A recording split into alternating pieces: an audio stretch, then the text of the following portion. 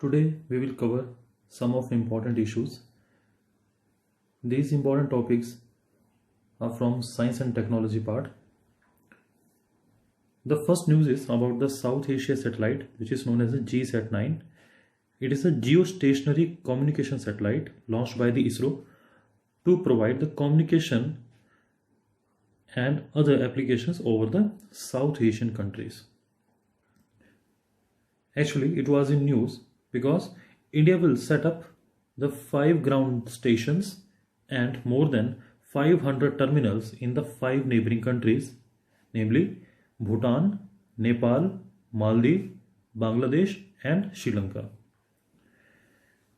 This particular satellite was launched in 2017 because South East Asian countries के साथ particularly Bhutan, Nepal, Maldives, Bangladesh, Sri Lanka, इन south Asian countries के साथ telemedicine, disaster management, banking, e governance etcetera facilities को provide किया जाएगा और इससे हमारे जो बायलैटरल रिलेशंस हैं उनको स्ट्रेंथन किया जाना था. The next news is Challakere. It is a place in Karnataka, particularly in Chitradurg district, and it is an artificial lunar site created here to test the sensors of Chandrayaan 2. Chandrayaan 2 के sensors को test करने के लिए चलकेरे site थी और ये कर्नाटका में है. Third news is about Manzinus C and Simpelius N. ये 2 क्रेटर हैं इन जो मून पर हैं. मून पर इन 2 क्रेटर्स के बीच में विक्रम को सॉफ्ट लैंडिंग करनी थी. Next is mayor oriental basin and the Apollo crater. इनकी इमेजेस को विक्रम लैंडर ने कैप्चर किया था from the height 2650 kilometre above the lunar surface. So PT point of view से आप इनका नाम याद रखेंगे that mayor oriental basin and Apollo crater जो है मून पर है. थर्ड न्यूज हम इसको पहले कवर कर चुके हैं, दैट इज चंद्रयान 3. इसे ये हमारा जो है कंट्री का 3rd लूनर मिशन होगा जिसकी एक्सपेक्टेड कॉस्ट अभी 600 करोड़ रुपीस अभी रखी गई है और इसे भी हम लूनर के यानी कि मून के साउथ पोल पर ही लैंड करवाएंगे. Next point is actually it is already covered. Next point is about the Mitra crater. Moon पर चंद्रयान 2 मिशन के टाइम पर मून के नॉर्थ पोल पर हमें एक क्रेटर मिला. उस क्रेटर का नाम है दैट इज शिशिर कुमार मित्रा के नाम पर रखा गया है, मित्रा क्रेटर. शिशिर कुमार मित्रा ये नोटेड इंडियन फिजिस्ट रहे हैं. उन्होंने आयनोस्फीयर, हमारे एटमॉस्फेयर की जो लेयर है दैट इज आयनोस्फीयर, जो रेडियो कम्युनिकेशन के लिए बहुत वैल्यूएबल है, उस आयनोस्फीयर की स्टडी और रिसर्च में इन्होंने बहुत हेल्प की. साथ ही साथ इन्होंने रेडियो फिजिक्स में भी हेल्प की है. इन्होंने रेडियो कम्युनिकेशन में टीचिंग की है इन इंडिया और इन्होंने अपर एटमॉस्फेयर नाम से एक अपनी बुक लिखी थी जो कि आयनोस्फीयर के ऊपर थी.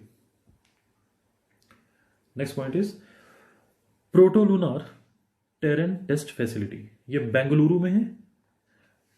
वहाँ मैचिंग में हो सकता है दैट प्रोटोलूनार टेरेन टेस्ट फैसिलिटी कहाँ पर अभी इस्टेब्लिश की गई है.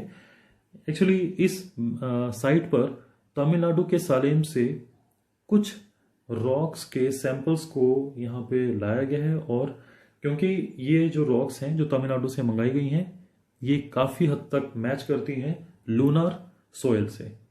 ठीक है, तो आप यहाँ पे देख सकते हैं कि कौन सी रॉक्स की सॉइल है, दैट्स अ ऑर्थोसाइट रॉक्स.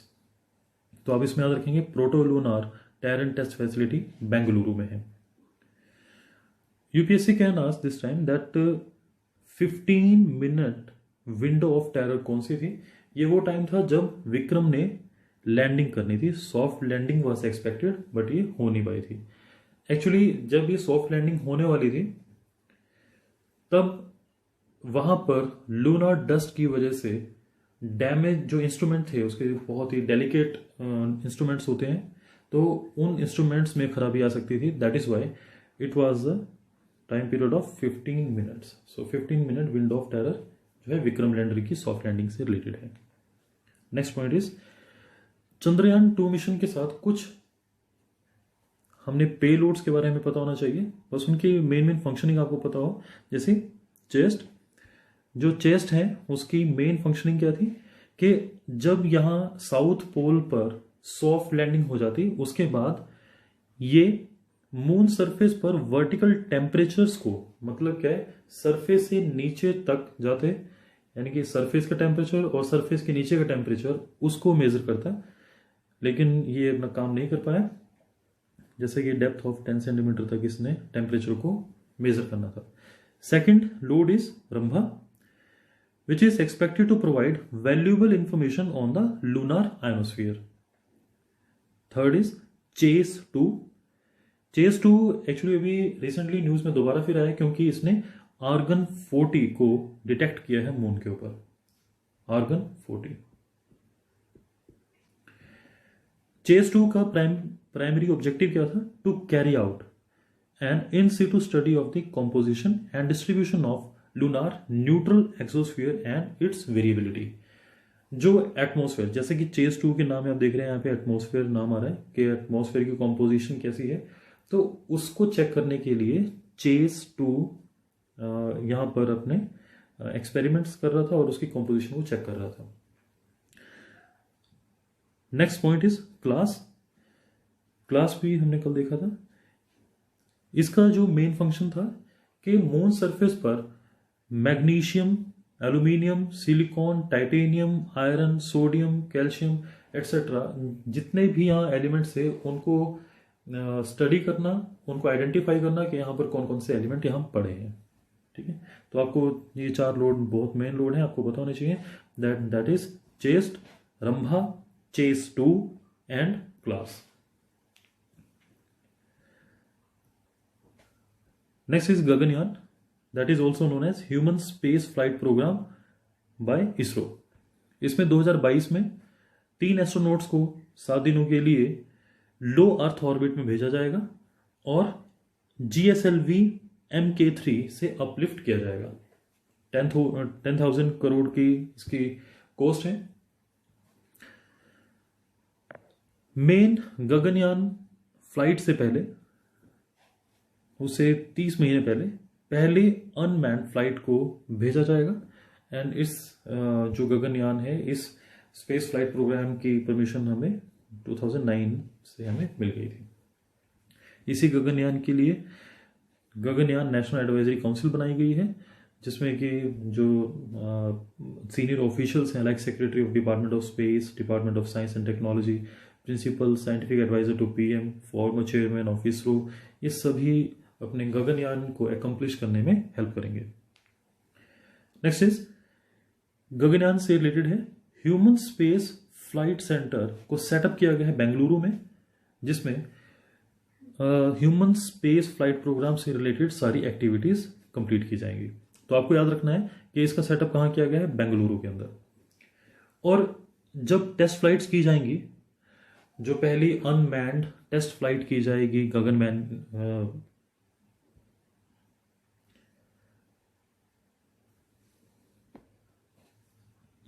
गगनयान की जब पहली टेस्ट फ्लाइट की जाएगी, उस टेस्ट फ्लाइट में Vyommitra, the first Indian woman, actually half humanoid है, इसको भेजा जाएगा ताकि ये रियल एस्ट्रोनॉट्स वहां पे कैसा फील करेंगे, तो उन चीजों को ये पहले आइडेंटिफाई कर सकेगी। ठीक है, तो व्योमित्रा आप देख सकते हैं इसमें। Next topic is Bhuvan panchayat, that is version 3.0। इसे डेवलप किए हैं national remote sensing centre. Remote sensing का मतलब है दैट आप लो अर्थ ऑर्बिट में जो पोल टू पोल हमारे जितने भी सैटेलाइट्स वहां पर ऑर्बिट में घूमते हैं, वो अर्थ के ऊपर लगातार इमेजेस लेते रहते हैं और उन इमेजेस को बाद में उनको स्टडी किया जाता है और उससे हम अर्थ के ऊपर रिसोर्सेज का डेटा कलेक्ट कर लेते हैं। So that is a remote sensing. So जो भुवन पंचायत है वो अपने आप में कंसेप्ट क्या है? भुवन एक्चुअली एक पोर्टल है, मैं आपको दिखा देता हूँ ये पोर्टल कैसा है। ये पोर्टल इस तरह का है, जैसे आप देख सकते हैं। Gateway to Indian earth observation. तो आप इसमें देख सकते हैं कि किसी सिटी का मैप आपको नजर आ रहा है, तो आप ऊपर से भुवन पोर्टल के थ्रू किसी भी सिटी का ऊपर से मैप ले सकते हैं। सो यहां पर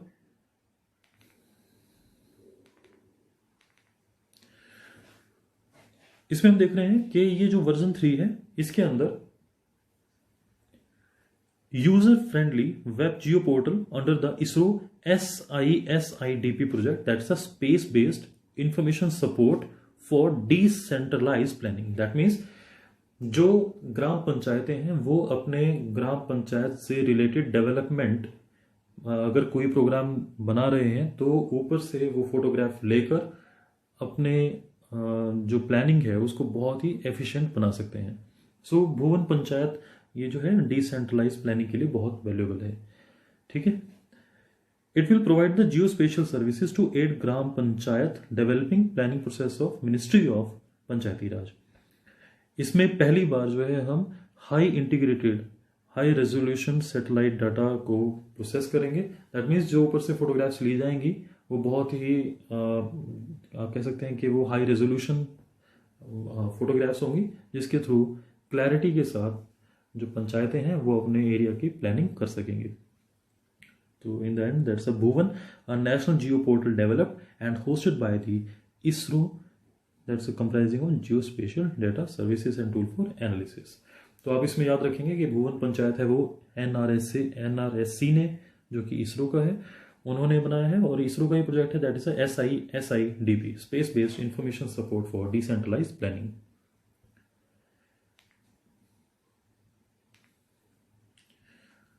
next important issue is that is Aditya L1 mission. Aditya L1 में L1 क्या है पहले मैं आपको बता देता हूं। ये L1 जो है दैट इज यहां पर है, दैट्स L1। L1 को एक्चुअली लैग्रेंजियन पॉइंट्स कहा जाता है, जो कि आप यहां पे देख सकते हैं डायग्राम में आपको नजर आ रहा होगा।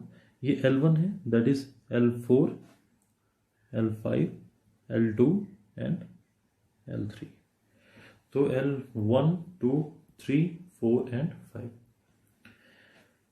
लैग्रेंजियन पॉइंट्स के बारे हम बाद में एक वीडियो मैं डेवलप करूंगा उसमें, लेकिन अभी आदित्य L1 को समझते हैं। आदित्य L1 मिशन जो है India's first solo mission and it will be launch in 2020 and it will study the sun's outermost layers.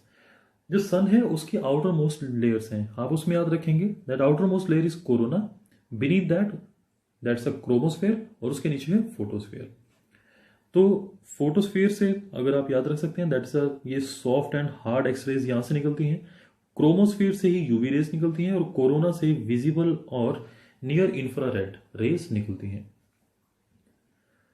Aditya L1 का मेन पर्पस क्या होगा? कोरोनल मास इजेक्शन को उससे रिलेटेड जो है डेटा कलेक्ट करना और उसके बेसिस पर स्पेस वेदर प्रिडिक्शन करना।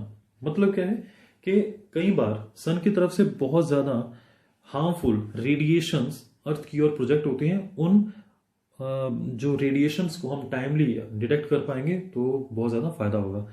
उन रेडिएशंस का हमारे जो इंफ्रास्ट्रक्चर है दैट इज इलेक्ट्रिक इंफ्रास्ट्रक्चर, उस पर एक नेगेटिव इफेक्ट पड़ता है और कई बार ये इंफ्रास्ट्रक्चर को डैमेज भी कर सकती है। ठीक है, तो आदित्य मिशन इज रिस्पॉन्सिबल और it is particularly aimed for the solar studies. Next point is project Netra, network for space object tracking and analysis. ये इसरो का प्रोजेक्ट है। इसकी कॉस्ट जैसे 400 करोड़ रुपीस रखी गई है। इसमें है क्या? ये एक अर्ली वार्निंग सिस्टम है in space to detect debris and other hazards to the Indian satellites. Space में बहुत सारे सैटेलाइट्स हैं। कई बार जो सैटेलाइट्स डिसफंक्शनल हो जाते हैं फिर वो अपने आप से फ्रीली मूव करते हैं और कई बार वो एक दूसरे के साथ टक्कर करते हुए, कोलिजन करते हुए वो टूट जाते हैं। उनकी स्पीड बहुत हाई होती है और वो बाकी फंक्शनल सैटेलाइट्स को भी डैमेज कर सकते हैं। दैट इज वाई इंडिया ने प्रोजेक्ट नेत्रा बनाया है, ताकि जो इस तरह के ऊपर पुराने हो चुके या टूट चुके, खराब हो चुके सैटेलाइट्स के जो टुकड़े घूम रहे हैं, जो और फंक्शनल सैटेलाइट्स को नुकसान पहुंचा सकते हैं, उनको आइडेंटिफाई करना है, उन टुकड़ों को, और ताकि हम अपने फंक्शनल सैटेलाइट्स को बचा सकें। इसके लिए इसरो ने स्पेस सिचुएशनल अवेयरनेस प्रोग्राम जो है डेवलप करना चाहता है, ताकि हम स्पेस में क्या सिचुएशन है उसके बारे में हम अवेयर रह सकें। शुरुआती दौर में पहले लो अर्थ ऑर्बिट की तरफ इसमें ध्यान रखा जाएगा, और लो अर्थ ऑर्बिट से हम ट्रैक करेंगे। साथ ही साथ हम हमारे इंडिया में जो यहाँ से टेलीस्कोप्स हैं, जैसे मैं यहाँ पे दिखा सकता हूँ आपको, long range telescope of Leh and radar in north east, इनकी भी मदद ली जाएगी। और यहाँ पर एक telescope at the Ponmudi and mount Abu. ठीक, इन टेलीस्कोप से भी हम उन जो ऊपर स्पेस में जितने भी ये डैमेज टुकड़े घूम रहे हैं उन पर नजर बना के रखेंगे, सो दैट हम अपने फंक्शनल सैटेलाइट्स को बचा सकें। लास्ट में एक अच्छी इंफॉर्मेशन है, that is currently there are the 15 functional Indian communication satellites in the geostationary orbit of 36,000 kilometre. ये आप याद रख सकते हैं कि हमारे पास जो कम्युनिकेशन सैटेलाइट हैं वो 15 है अभी फंक्शनल, और 13 रिमोट सेंसिंग सैटेलाइट हैं। रिमोट सेंसिंग में पहले ही बता चुका हूं कि वो लो अर्थ ऑर्बिट में होता है, जो कि अप टू 2000 किलोमीटर है। और साथ ही साथ हमने मीडियम अर्थ ऑर्बिट में 8 नेविगेशनल सैटेलाइट्स को रखा है। So from UPSC point of view, project Netra आप याद रखेंगे कि हम यहां से अर्थ से स्पेस में जितने भी डिसफंक्शनल टुकड़े हैं या डिसफंक्शनल सैटेलाइट्स हैं उनको ऑब्जर्व करते रहेंगे। Next point is about the IRNSS, which is also known as the नाविक। इसमें 7 satellites in geostationary and geosynchronous orbit.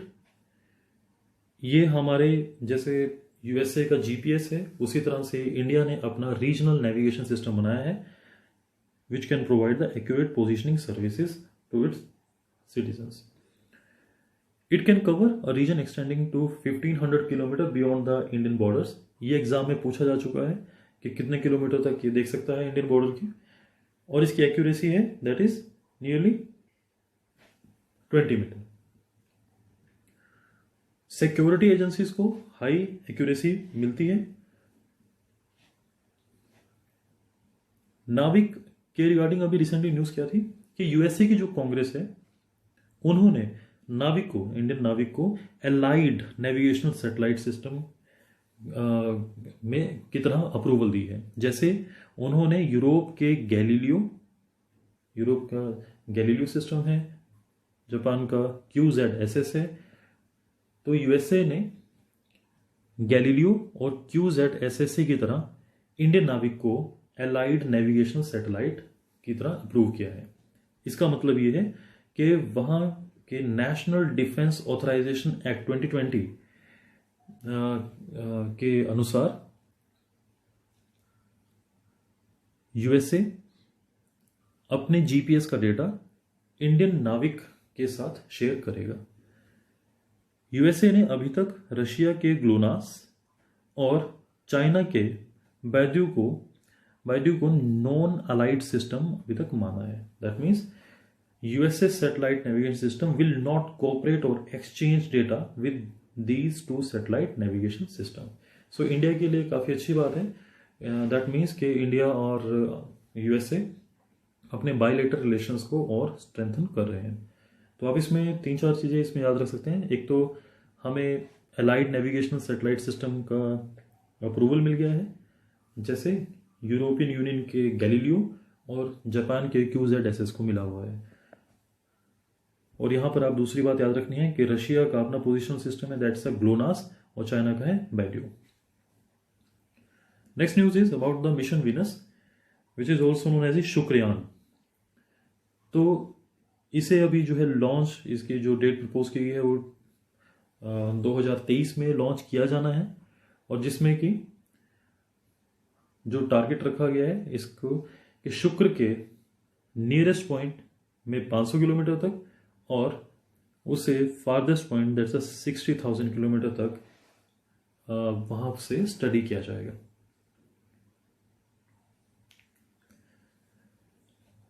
It is very important, that's Thoothukudi. Thoothukudi place है और वहां पर जगह का नाम है कुलशेखर पट्टिनम। कुलशेखर पट्टिनम, तो थूथुकुडी में ही है एक्चुअली कुलशेखर पट्टिनम। ये तमिलनाडु में है। यहाँ पर अभी 2300 एकड़ की लैंड को एक्वायर करना शुरू किया गया है, क्योंकि इसरो ने यहाँ पर अपना सेकंड लॉन्च पोर्ट बनाना है। अभी तक इसरो के पास अपना लॉन्चिंग पोर्ट श्रीहरिकोटा में है, लेकिन थूथुकुडी या कुलशेखर पट्टिनम में इसीलिए बनाया जाएगा क्योंकि यहाँ से एडिशनल साउथ की ओर एडवांटेज मिल जाएगा। मतलब क्या है, जो इंडियन सैटेलाइट्स हैं उनको साउथ की ओर इजीली छोड़ा जा सकता है, क्योंकि इंडिया इक्वेटर की तरफ पहले सैटेलाइट्स को छोड़ता है, तो ये क्योंकि और भी साउथ की तरफ है, दैट इज वाई ये एक एडवांटेज है। इस साइड से स्मॉल सैटेलाइट लॉन्च व्हीकल को डेवलप किया जाएगा। इसका मतलब है कि ऐसे सैटेलाइट जो 500 किलोग्राम का पेलोड अपने साथ लेके जा सकते हैं, उन सैटेलाइट्स को ही यहां से छोड़ा जाएगा। तो आप याद रखेंगे थूथुकुडी या कुलशेखर पट्टिनम पर क्वेश्चन आ सकता है, तो दोनों ही साइट्स इंपॉर्टेंट है। Next point is space situational awareness control centre. ये बेंगलुरु में बनाया गया है और स्पेस में जितने भी एक्टिव इनएक्टिव सैटेलाइट्स हैं, उनके पीसीस हैं, एस्ट्रॉयड्स हैं, एडवर्स स्पेस वेदर कंडीशंस हैं, उन सभी को ट्रैक करने के लिए बनाया गया है। ज़्यादा इंपॉर्टेंट नहीं है, बट आप इसमें याद रखेंगे कि space situational awareness control centre that is in Bengaluru. After that France और इंडिया ने अभी मेमोरेंडम साइन किया है। हालांकि ये मेमोरेंडम पहले साइन किया गया था, लेकिन अब इसको फाइनलाइज किया जाएगा, जिसमें ओशियनसैट 3 सैटेलाइट को छोड़ा जाएगा, जिसमें साथ में लगा होगा Ergo system, so that climate की मॉनिटरिंग को इजी बनाया जा सके। इसे 2019 में लॉन्च किया जाना था। और एक और भी सैटेलाइट यहाँ पर मेंशन किया गया है, because it was in news, and the तृष्णा सैटेलाइट को भी इंडिया और फ्रांस ने दोनों ने मिलकर डेवलप किया है, जिसमें थर्मल इंफ्रारेड। नॉर्थ कोरिया ने 2017 में न्यूक्लियर टेस्ट किया था। उस टेस्ट का क्या इंपैक्ट पड़ा था वो इसरो ने अब स्टडी किया है। उसके लिए इसरो ने Bayesian model of InSAR data को यूज किया है। इंसार का मतलब यहां पर है interferometric synthetic aperture radar. It is a radar technique used to generate maps of how a place would look after an earthquake. Earthquake आने के बाद कैसा हो जाता है किसी प्लेस पर, कैसा दिखाई देता है, तो एक उसका मैप बनाना, ये इस इंसार यानी कि इंटरफेरोमेट्रिक सिंथेटिक अपर्चर रडार की खासियत है। क्योंकि ये न्यूक्लियर टेस्ट हुआ था, तो डेफिनेटली उस इतने बड़े डेटोनेशन से अर्थक्वेक भी हुआ होगा, तो अब जाकर उसका डेटा जनरेट किया गया है और उससे एक मैप बनाया गया है। तो बेसियन इन मॉडलिंग की गई है इसकी इंसार डेटा की। Scientists use the images of location after the explosion sourced from the LOS-2, a Japanese satellite, and a Sentinel-1B European radar imaging satellite. तो हमारे जो साइंटिस्ट ने कौन सी इमेजेस को प्रोसेस किया है, दैट इज LOS-2, वो जापानीज सैटेलाइट है, और Sentinel-1B। इसमें सेंटिनल आपके लिए इंपॉर्टेंट है क्योंकि इस तरह क्वेश्चन पूछ लेता है कि Sentinel-1B कहाँ का रडार है, तो आप याद रखेंगे ये यूरोपियन रडार है या यूरोपियन रडार इमेजिंग सैटेलाइट है ये। आफ्टर दैट इसमें एक माउंट मंतव का नाम आया है। माउंट मंतव वो प्लेस है जहां पर ये टेस्ट किया गया था, और जैसे कि इसमें लिखा गया है कि 17 टाइम्स ऑफ हिरोशिमा एक्सप्लोजन था ये। Next news is about the curiosity rover. ये नासा ने इसको लॉन्च किया था, और अभी नासा के क्यूरियोसिटी के सैंपल एनालिस्ट एट मास ने मीथेन को डिटेक्ट किया है मार्स के ऊपर, और वहां पर गेल क्रेटर पर भी रीडिंग ली है। तो आपसे क्वेश्चन हो सकता है गेल क्रेटर किस प्लैनेट से रिलेटेड है, दैट इज मार्स, और वहां पर मीथेन फाइंड आउट की है क्यूरियोसिटी ने। तो आप एक तो क्यूरियोसिटी याद रखेंगे, क्यूरियोसिटी गया है मार्स पर और वहां पर अभी मीथेन डिटेक्ट की हुई है गेल क्रेटर में। साल्ट लेक भी मिली है वहां पर, ये ज्यादा इंपॉर्टेंट नहीं है हमारे लिए। Next is dragon fly mission NASA, इसे 2026 में लॉन्च किया जाएगा और ये 2034 में जो है सैटर्न के मतलब शनि ग्रह के largest moon that is Titan पर पहुंचेगा, क्योंकि Titan is the only celestial body besides our planet known to have liquid rivers, lakes, seas on its surface. Through these contain like methane and ethane not water.